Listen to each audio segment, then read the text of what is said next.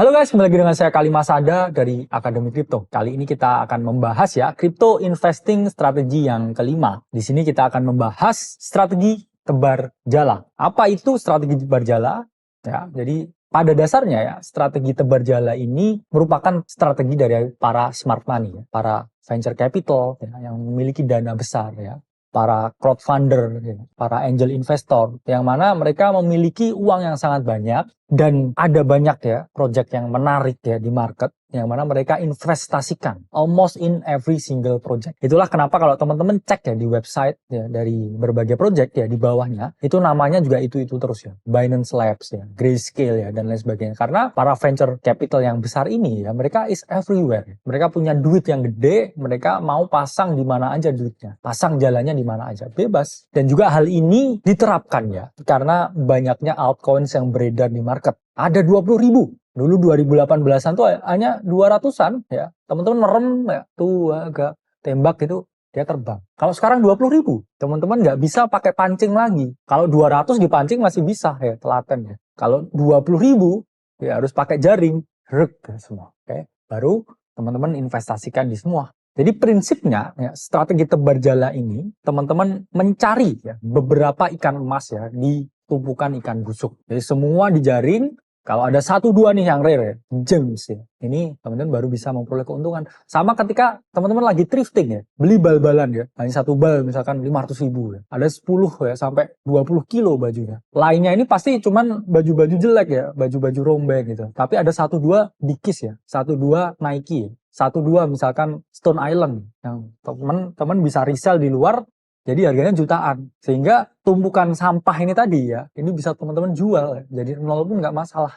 Karena ada rare item di situ ya, teman-teman seperti gacha ya sistemnya. Jadi ini merupakan salah satu strategi investasi yang bisa teman-teman terapkan, mencari ya, ikan emas di tumpukan ikan busuk. Karena ketika ada beberapa emas yang teman-teman temukan, ya semua ikan busuk kerugian dari ikan busuk ini bisa tercover. Jadi fokusnya mencari ikan emas di tumpukan ikan busuk. Lalu ya gimana ya penerapan strategi ini supaya lebih ideal lagi? Jadi ada 2, teman-teman. 1 harus be very early dan 2 punya risk management yang bagus. Be early maksudnya apa? Ya kita exploit ya the greatest fool theory di dalam kripto. Semakin early kamu terhadap sesuatu, potensi keuntunganmu itu semakin tinggi. Atau bahkan kamu sangat mungkin tidak rugi sama sekali ketika kamu sudah punya capital. Kamu masuk di early stage ya, di pre-seed, ya itu kamu jaminan tuh pasti untung ketika dia udah dilempar di market. Itulah mengapa ya teman-teman banyak ya bisa pakai platform-platform IDO ya, platform-platform ICO ya, IEO. Dan ini salah satunya juga ya pakai bisa ya Dowmaker. Ya. Teman-teman di sini bisa ya pakai launchpad yang lain ya. Jadi ketika teman-teman very early ya,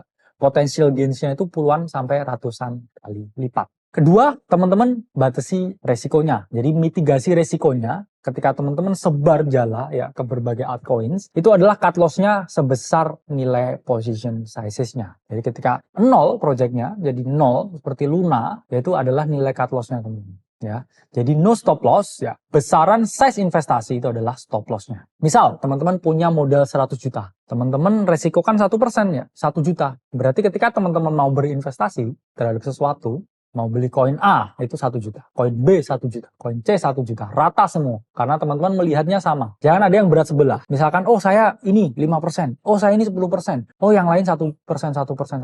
Ketika yang conviction-nya paling besar 10% ini tiba-tiba salah, 5% salah, terus yang 1% ini malah benar, ini nggak bisa nutup kerugiannya di sini. Jadi semua harus sama, jalannya harus sama. Karena kamu nggak pilih kasih, nggak membeda-bedakan, semua 1 juta.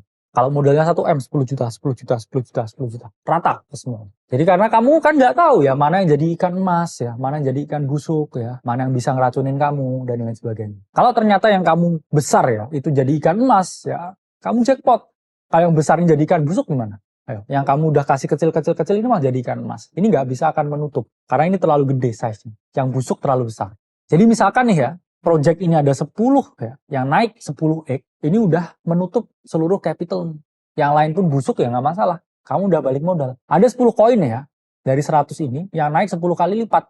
Itu kamu sudah gain 100 juta. Sehingga 100 juta ini udah nggak matters karena udah BEP. Oke, dari sini udah paham ya. Jadi apa kelemahan dan kelebihan strategi ini? Oke, kita ngomongin kelebihannya dulu. Ya, ini efektif diterapkan di bull market karena semua naik. Pertanyaannya hanya naik berapa persen. Dan itulah yang kamu nggak bisa prediksi ya. Oh, kadang ini proyeknya seperti ini. Tapi naiknya malah lebih kecil daripada proyek yang asal-asalan. Who knows? Nobody knows. Kedua, tidak perlu pusing timing naratif. Oh, ini special computing Q1. Oh, ini AI Q1. Oh, ini Q4 CBDC. Oh, ini. Kamu beli aja semua dari awal di sini. Tiba-tiba kalau besok yang jalan CBDC dulu gimana? Ya kamu bisa untung. Dan ketiga ya, relatif mudah karena tidak beresiko. Apa sulitnya beli? Nggak perlu cut loss. Beli nggak perlu cut loss. Beli nggak perlu timing. Beli nggak perlu lihat setiap hari. Itu sangat gampang ya strateginya. Tapi ada juga kekurangan strategi tebar jala. Satu, gains nggak maksimal karena nggak konsentrasi. Ya jelas lah, kamu nembak 100% capitalmu ke satu koin yang naiknya 100 kali lipat. Seluruh capitalmu 100 kali lipat. Tapi who knows, nobody knows. Ya. Tapi yang jelas ketika tebar jala ini,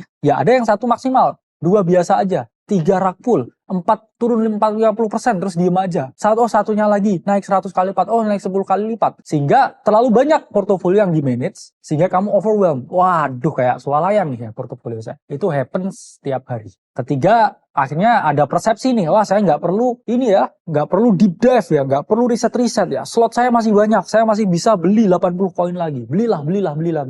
Ya nggak boleh, harus tetap ada conviction ketika kamu berinvestasi terhadap sesuatu. Ya, venture capital tuh risetnya dalam sebelum mereka berinvestasi pada sesuatu. Oke, di sini udah paham strategi tebar jala. Saya Kali Masada dari Akademi Kripto. Sampai berjumpa di video selanjutnya.